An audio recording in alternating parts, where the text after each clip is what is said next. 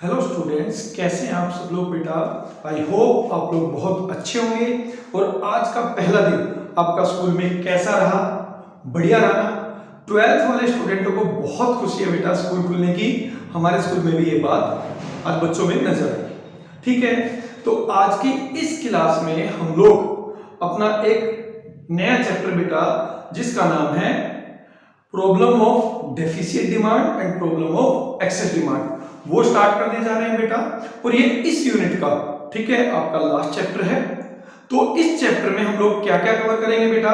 हम लोग करेंगे problem of deficient demand, problem of excess demand, what are the reason behind these problems and what are their consequences in the economy. और उसके बाद एक last topic पढ़ेंगे बेटा। टॉपिक का नाम है how we can control these kind of situations, what are the policies through which we can control these situations। ठीक है बेटा, तो स्टार्ट करते हैं अपनी आज की क्लास। बट उससे पहले, जैसे कि मैं हमेशा आपको कहता हूं, अगर अभी तक आप लोगों ने मेरा ये चैनल सब्सक्राइब नहीं किया है तो इसको सब्सक्राइब जरूर करें। और बेटा अगर मेरी बनाई हुई वीडियोज आपको अच्छी लगती हैं, आपको चीजें समझ में आती हैं, तो अपने दोस्तों के साथ भी इसको शेयर करें। ठीक है बेटा, स्टार्ट करते हैं आज की अपनी क्लास।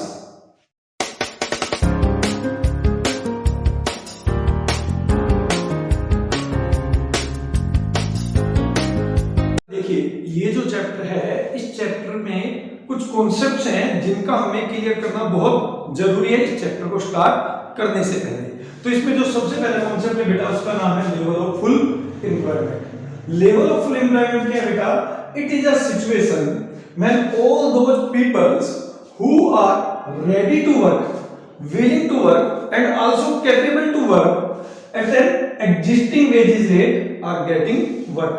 मतलब वो सारे व्यक्ति जो एक प्रचलित मजदूरी दर पर काम करने के इच्छुक हैं और काम करने के लायक हैं, अगर उन सबको काम मिल जाए तो उसे कहते हैं बेटा पूर्ण रोजगार का स्तर। That is full level of employment. इसका मतलब है बेटा कि यहां पर जितने इस वेजेस रेट पर डिमांड है या जितने लोग काम करने के लिए तैयार है, यानी सप्लाई है, उतनी ही वहां पर डिमांड भी है।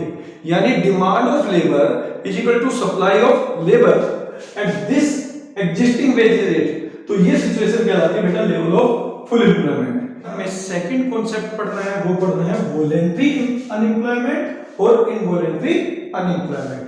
Voluntary unemployment is a situation when people are not willing to work at the existing wages rate. Means economy have resources but they are not ready to work at the existing wages rate। शायद बेटा उनकी इच्छा ज्यादा wages की है, इसलिए वो existing wages rate पर काम करने के लिए तैयार नहीं है। ये कैसी सिचुएशन है बेटा कि भाई 50,000 रुपए पर गवर्नमेंट लोगों को काम देने के लिए तैयार है, बट इन लोगों की इच्छा 50,000 रुपए पर काम करने की नहीं है। इसको कहते हैं बेटा वॉलंटरी अनएम्प्लॉयमेंट। मींस ये लोग जानबूझकर अपनी इच्छा से काम नहीं कर रहे। यहां पर देखिए, economy have resources but people are not intensely ready to work, so it is not a problem for the economy. क्योंकि इकोनॉमी के पास रिसोर्सेज है बट वो लोग ही काम करने के इच्छुक नहीं है, इसलिए बेटा इसको वॉलंटरी अनएम्प्लॉयमेंट कहते हैं। फिर बात करते हैं बेटा इनवॉलंटरी अनएम्प्लॉयमेंट की। इनवॉलंटरी अनएम्प्लॉयमेंट क्या है? When people are ready to work at the existing wages rate। लोग तो काम करने के लिए तैयार हैं बेटा, ठीक है, 50,000 पर वो काम करने के लिए तैयार हैं। They are ready to provide their services, they are ready to give their services, but due to lack of resources, economy is not able to provide them job। But संसाधनों की कमी है, इसलिए उन सभी लोगों को इकोनॉमी रोजगार देने में समर्थ नहीं है। Economy is not able to provide all those peoples, ठीक है, जो who are ready to work at the existing wages rate. अब यहां पे बेटा ये इकोनॉमी के लिए प्रॉब्लम है, जो हम कहते हैं ना बेटा प्रॉब्लम ऑफ अनएम्प्लॉयमेंट। तो this is the problem of unemployment कि जब लोग काम करने के इच्छुक है but due to lack of resources economy is not able to provide them job. तो इसको कहते हैं बेटा इनवॉलंटरी अनएम्प्लॉयमेंट। क्लियर बेटा? अब इसके बाद एक कॉन्सेप्ट और है, वो भी हम लोग क्लियर कर लेंगे। देखिए बेटा, हमने सबसे पहले जो एक कॉन्सेप्ट पढ़ा वो पढ़ा फुल लेवल ऑफ एम्प्लॉयमेंट। अब क्या होता है कि हम लोग फुल लेवल ऑफ एम्प्लॉयमेंट से समझ लेते हैं कि सभी लोगों को रोजगार मिला है, means there is no unemployment और there is a situation of zero unemployment. But in fact in an economy there never can be a situation of zero unemployment. ठीक है, एक होता है बेटा नेचुरल रेट ऑफ अनएम्प्लॉयमेंट जो हमेशा economy में एग्जिस्ट करता है, और नेचुरल रेट ऑफ अनएम्प्लॉयमेंट जो है बेटा दो तरीके के अनएम्प्लॉयमेंट से मिलकर बना होता है बेटा। एक का नाम है फ्रिक्शनल अनएम्प्लॉयमेंट और दूसरे का नाम है स्ट्रक्चरल अनएम्प्लॉयमेंट। मींस इस तरीके के अनएम्प्लॉयमेंट इकोनॉमी में हमेशा ही एग्जिस्ट करता है, even economy is working at full level of employment. तो फुल लेवल ऑफ एम्प्लॉयमेंट का कभी भी मतलब बेटा जीरो अनएम्प्लॉयमेंट नहीं होता। ठीक है, इस तरीके का अनएम्प्लॉयमेंट इकोनॉमी में हमेशा एग्जिस्ट करता है। तो सबसे पहले बात करते हैं फ्रिक्शनल अनएम्प्लॉयमेंट। देखिए बेटा एक इकोनॉमी में हमेशा कुछ लोग बेरोजगार इसलिए पाए जाते हैं, अनएम्प्लॉयमेंट इसलिए पाए जाते हैं because they are in search for a better options, opportunities. ठीक है, कि वो लोग पुरानी जॉब को छोड़कर इसलिए अनएम्प्लॉयड है because they are in search of a new और बेटर अपॉर्चुनिटी। तो इस तरीके के लोगों की जो नंबर्स है वो कभी भी जीरो नहीं होते, इस तरीके के लोग कभी भी जीरो नहीं होते, इस तरीके के अनएम्प्लॉयड लोग इकोनॉमी में हमेशा मिलेंगे। इसके अलावा बेटा इमोबिलिटी ऑफ लेबर, कुछ लोग ऐसे होते हैं जो माइग्रेट करना नहीं चाहते, they do not want to migrate from one place to another place। खासकर रूरल एरिया में ऐसे लोग मिलेंगे आपको इंडिया में बात करें तो, कि वो अपने गांव को छोड़ना नहीं चाहते, हालांकि उनको अपने गांव में उनके पास कोई जॉब अपॉर्चुनिटी नहीं है। तो ऐसे लोग भी कभी जीरो नहीं होते। सेकंड है बेटा शॉर्टेज ऑफ रॉ मटेरियल। आप काम तो करना चाहते हो बट जिस चीज की आपको नॉलेज है उस गुड्स का, उसके लिए जो रॉ मटेरियल चाहिए बेटा उसकी शॉर्टेज है, इसलिए आप अनएम्प्लॉयड है। तीसरा है lack of information. There will be lot of people who don't have information about the employment opportunity. That is why they are unemployed. तो बेटा इसको कहते हैं फ्रिक्शनल अनएम्प्लॉयमेंट, फ्रिक्शनल अनएम्प्लॉयमेंट। दूसरा आता है बेटा स्ट्रक्चरल अनएम्प्लॉयमेंट। स्ट्रक्चरल अनएम्प्लॉयमेंट का मतलब क्या होता है, जब आपको या तो नई टेक्नोलॉजी उसकी जानकारी नहीं है, ठीक है, इसलिए आप अनएम्प्लॉयड हो, या फिर आप जिस गुड्स के प्रोडक्शन में लगे थे उसकी डिमांड मार्केट में कम हो गई है, ठीक है, इसकी वजह से आप अनएम्प्लॉयड हो। जैसे कि मान लीजिए एक व्यक्ति जो कि ब्लैक एंड व्हाइट टीवी बनाता था, ठीक है, तो जब कलर टीवी आए होंगे बेटा तो ब्लैक एंड व्हाइट टीवी की मार्केट में डिमांड खत्म हो गई और उसको कलर टीवी बनाने की नॉलेज नहीं है, तो ये होता है बेटा स्ट्रक्चरल अनएम्प्लॉयमेंट। ठीक है, तो इस तरीके के लोग, ठीक है, इसमें जो रीजन दिए गए हैं, decline in the demand, change in technology, lack of expertise of new industries और फ्रिक्शनल अनएम्प्लॉयमेंट, ये लोग कभी भी इकोनॉमी में जीरो नहीं होते। इस तरीके के लोग हमेशा एग्जिस्ट करते हैं, इस तरीके का अनएम्प्लॉयमेंट हमेशा एग्जिस्ट करता है, इसलिए इन दोनों को मिला के बनता है बेटा नेचुरल अनएम्प्लॉयमेंट और नेचुरल रेट ऑफ अनएम्प्लॉयमेंट। ठीक है बेटा, अब हम लोग बात करेंगे डेफिसिट डिमांड की। देखिए बेटा एक इकोनॉमी हमेशा उस लेवल ऑफ इक्विलिब्रियम को अचीव करना चाहती है बेटा जहां पर इकोनॉमी ने full level of employment achieve कर लिया। इसका मतलब है आप सोच के देखिए ऐसी इकोनॉमी जिसमें इकोनॉमी में फुल लेवल ऑफ एम्प्लॉयमेंट भी है और जहां पर फुल लेवल ऑफ एम्प्लॉयमेंट है उस पे जितना टोटल आउटपुट प्रोड्यूस हो रहा है इकोनॉमी में एग्रीगेट डिमांड भी उतनी है। Means eight full level of employment जो हमारा एग्रीगेट सप्लाई है किस पे, फुल लेवल ऑफ एम्प्लॉयमेंट पे, ठीक है, आपकी एग्रीगेट डिमांड भी उसके इक्वल है। सोच के देखिए क्या इससे अच्छी इकोनॉमी हो सकती है।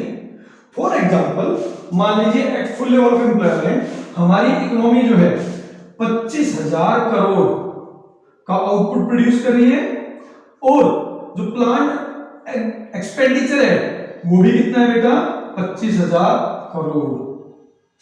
इससे अच्छी इकोनॉमी क्या होगी बेटा, सोच के देखो। Economy have achieve the full level of employment और फुल लेवल ऑफ एम्प्लॉयमेंट पे जितना आपका आउटपुट है which you are planning to produce उतना ही लोग खर्च करने की प्लानिंग भी कर रहे हैं, यानी लोग उतनी ही डिमांड भी कर रहे हैं। इससे अच्छी इकोनॉमी नहीं हो सकती, क्योंकि ना तो इकोनॉमी में अनडिजायर्ड स्टॉक क्रिएट होगा, ठीक है, और ना ही वहां पे शॉर्टेज की प्रॉब्लम क्रिएट होगी। तो every economy try to achieve this level of equilibrium, but in reality ऐसा जरूरी नहीं होता बेटा। इट मे बी कि what you are planning to produce, ठीक है, to retain full level of employment, आपकी एग्रीगेट डिमांड उससे ज्यादा हो, या हो सकता है आपकी एग्रीगेट डिमांड उससे कम हो। तो देखिए बेटा, बहुत सिंपल सा लॉजिक होता है। फुल लेवल ऑफ एम्प्लॉयमेंट के लिए हमारी एग्रीगेट सप्लाई 25,000 करोड़ होना चाहिए, तो एग्रीगेट डिमांड भी कितना होना चाहिए, 25,000 करोड़। बट यहां पर दो सिचुएशन और हो सकती है। पहली, जब आपकी एग्रीगेट डिमांड, ठीक है, वो लेस देन है 25,000, ठीक है। फॉर एग्जांपल, इकोनॉमी में जो एग्रीगेट डिमांड है बेटा वो 20,000 है, ठीक है। तो ये जो सिचुएशन होती है बेटा, इसी को हम कहते हैं डेफिशिएंट डिमांड।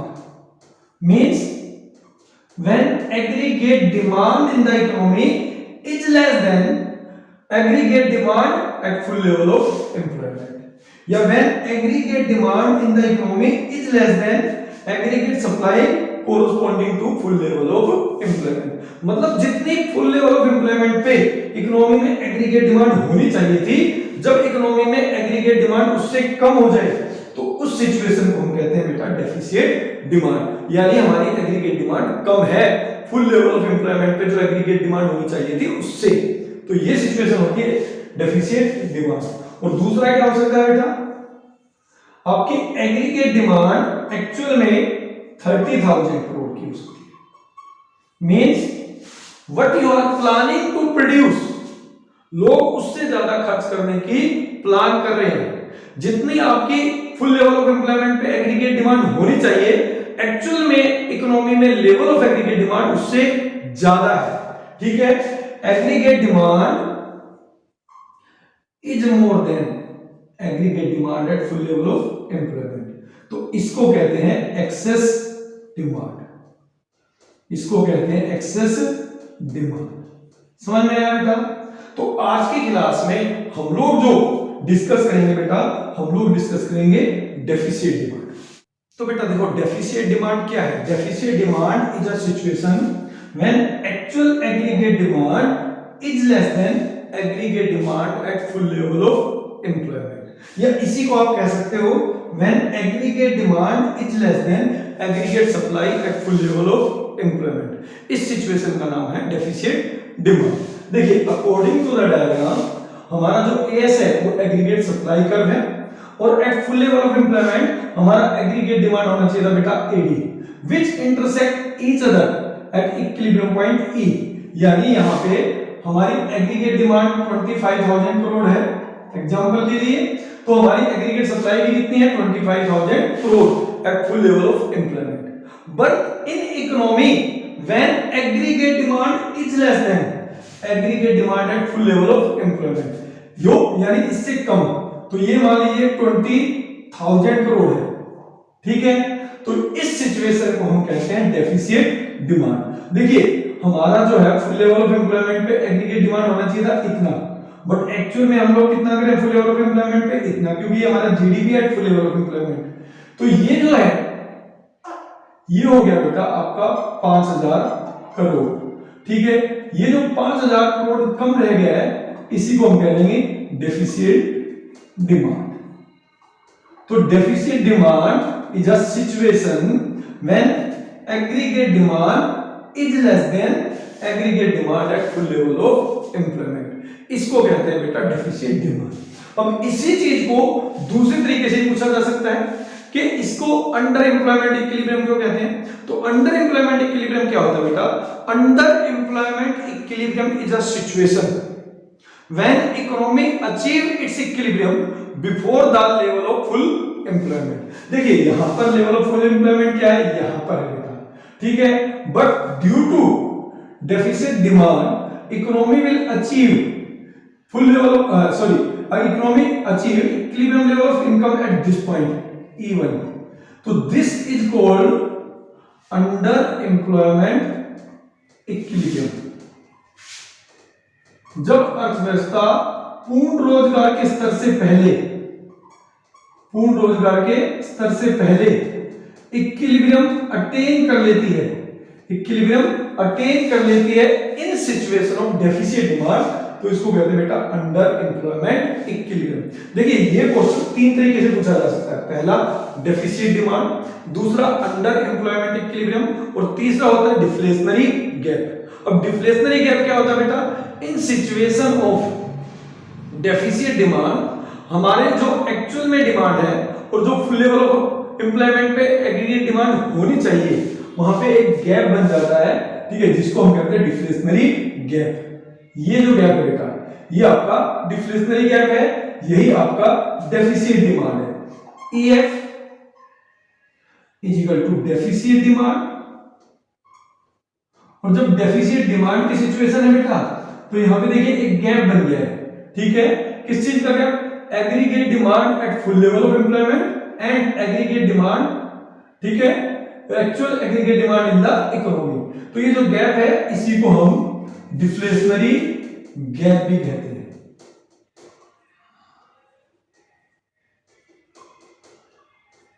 ठीक है, डिफ्लेशनरी गैप। यानी इस क्वेश्चन को बेटा हम लोग तीन तरीके से स्टडी करते हैं। पहला डेफिसिट डिमांड किसे कहते हैं, ऐसे भी पूछा जा सकता है, समझ लीजिएगा। दूसरा अंडर एम्प्लॉयमेंट इक्विलिब्रियम की सिचुएशंस क्या होती है, सबसे ज्यादा इंपॉर्टेंट होता है अंडर एम्प्लॉयमेंट इक्विलिब्रियम।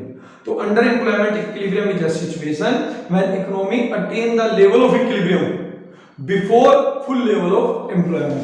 तो देखिए यहाँ पे फुल लेवल ऑफ एम्प्लॉयमेंट है, इससे पहले इकोनॉमी ने डेफिसिट डिमांड की सिचुएशन में इक्विलिब्रियम अटेन कर लिया है, तो इसको कहते हैं अंडर एम्प्लॉयमेंट इक्विलिब्रियम। ठीक है, और तीसरा डिफ्लेशनरी गैप। ठीक है बेटा, तो this is your deficit demand.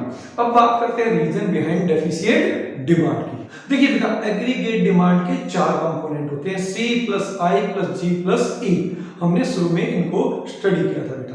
C का मतलब होता है private final consumption expenditure, means demand by the household sector of the final goods and services. अगर हाउसहोल्ड सेक्टर या प्राइवेट सेक्टर अब गुड्स और सर्विसेज की डिमांड कम कर दे, यानी हाउसहोल्ड सेक्टर अपनी इनकम का पहले की तुलना में कम हिस्सा खर्च करना शुरू कर दे, यानी उसकी मार्जिनल प्रोपेंसिटी टू सेव बढ़ जाए और मार्जिनल प्रोपेंसिटी टू कंज्यूम कम हो जाए, तो भी इकोनॉमी में लेवल ऑफ एग्रीगेट डिमांड कम हो जाता है। दूसरा कंपोनेंट है बेटा I यानी इन्वेस्टमेंट। यहाँ पे इन्वेस्टमेंट का मतलब है प्राइवेट इन्वेस्टमेंट।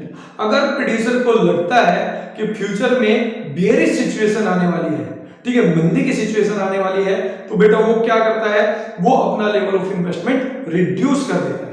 ठीक है, और जब वो लेवल ऑफ इन्वेस्टमेंट रिड्यूस होगा तो उससे इकोनॉमी में लेवल ऑफ एम्प्लॉयमेंट कम हो जाएगा, और लेवल ऑफ एम्प्लॉयमेंट कम होगा तो लेवल ऑफ इनकम भी कम हो जाता है, और जब लेवल ऑफ इनकम कम होता है बेटा तो एग्रीगेट डिमांड का लेवल भी कम हो जाता है। तीसरा आता है बेटा G मतलब government expenditure. Government also demand final and goods and services for the consumption and investment purpose. अगर गवर्नमेंट अपने खर्चों में कमी कर दे तो इसका मतलब है बेटा गवर्नमेंट ने फाइनल गुड्स और सर्विसेज की डिमांड कम कर दी है, जिसकी वजह से भी इकोनॉमी में लेवल ऑफ एग्रीगेट डिमांड में कमी आ जाती है।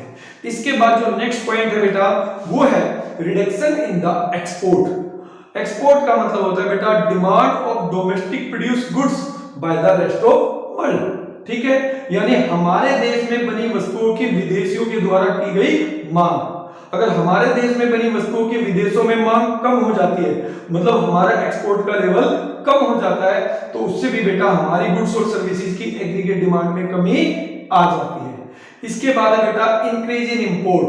देखिए एक्सपोर्ट हमारे लिए पॉजिटिव कंपोनेंट्स है, ठीक है, क्यों? क्योंकि इससे हमारा लेवल ऑफ आउटपुट बढ़ता है, हमारी गुड्स की डिमांड बढ़ती है। बट इसका इंपोर्ट इसका उल्टा है। इंक्रीज इन इंपोर्ट का मतलब है demand by the normal resident of our economy of the foreign produce goods, कि हमारे देश में बने निवासी, ठीक है, विदेशों में बनी वस्तुओं की मांग कर रहे हैं। जितनी हमारे देश में इंपोर्ट बढ़ेगा बेटा, इसका दूसरा मतलब है कि हमारे देश में अपनी डोमेस्टिक गुड्स की डिमांड कम होती जा रही है, और ये भी एक रीजन है बेटा कि इकोनॉमी में एग्रीगेट डिमांड का लेवल कम हो जाता है। इसके बाद जो लास्ट है बेटा वो है increase in the rate of tax. अगर गवर्नमेंट रेट ऑफ टैक्स बढ़ा देती है, अगर गवर्नमेंट रेट ऑफ टैक्स बढ़ा देती है तो इसका मतलब है कि लोगों को अपनी इनकम में से पहले की तुलना में ज्यादा टैक्स पे करना पड़ता है, जिससे कि उनकी डिस्पोजेबल इनकम कम हो जाती है। जब उनकी इनकम कम होगी बेटा तो इकोनॉमी में लेवल ऑफ एग्रीगेट डिमांड भी कम हो जाता है। तो बेटा ये सारे रीजन हैं, ठीक है, जिसकी वजह से इकोनॉमी में एग्रीगेट डिमांड के लेवल में कमी आ जाती है। अब पढ़ते हैं बेटा कि डेफिसिट डिमांड का इकोनॉमी पे क्या इफेक्ट पड़ता है, क्या इसका कॉन्सिक्वेंसेस है। तो बेटा अब हम बात करते हैं what will be the consequences of deficit demand. ठीक है, तो पहली सिचुएशन डेफिसिट डिमांड की पहला कॉन्सिक्वेंसेस क्या है बेटा, under employment equilibrium. Deficit demand में बेटा क्या होता है, इकोनॉमी में एग्रीगेट डिमांड का level, full level of employment पे जितना एग्रीगेट डिमांड होना चाहिए था उससे कम होता है। जैसे कि बेटा इस डायग्राम में this is our aggregate demand at full level of employment, ठीक है, at full level of employment हमारा एग्रीगेट डिमांड होना चाहिए था बेटा this one, but in economy में एक्चुअल एग्रीगेट डिमांड जो है बेटा वो एडीयू है। ठीक है, इसकी वजह से क्या होता है बेटा, हमारी economy full level of employment से पहले ही इक्विलिब्रियम अचीव कर लेती है, जिसे हम कहते हैं बेटा अंडर एम्प्लॉयमेंट इक्विलिब्रियम। जैसे कि देखिए अगर फुल लेवल ऑफ एम्प्लॉयमेंट होता तो हमारी इकोनॉमी जो इक्विलिब्रियम अचीव करती बेटा वो ई पॉइंट पे करती, जिसके अकॉर्डिंगली हमारा जीडीपी एन होता। But because in economy level of aggregate demand is less then level of aggregate demand at full level of employment, तो उसकी वजह से इकोनॉमी ने फुल लेवल ऑफ एम्प्लॉयमेंट से पहले ही इक्विलिब्रियम की सिचुएशन अटेन कर ली है, दैट इज एम।